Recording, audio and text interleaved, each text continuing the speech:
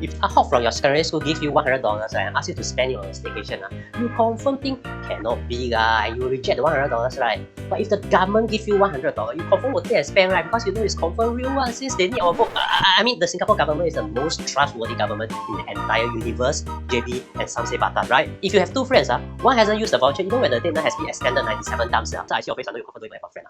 Now let me summarize this unique thing that happened in Singapore because I also don't know why this would happen. If you don't understand what I say, I sometimes also don't know why I talk like shit. So the government give all Singaporeans a $100 voucher to use of attractions and hotels in Singapore since late last year. This means right, about 3 million people got the vouchers. Agak-agak lah. It was supposed to expire on 30 June 2021 when we thought that the world would be back to normal and we can finally kiss strangers on the street. That one cannot. No wonder she called the police. You know what, in April this year, the government announced that they are going to extend to 31st December because just more than 1 million people have used at least once. So that means only 1/3 of people use only. So you think got more time, more people going to use, right? No way.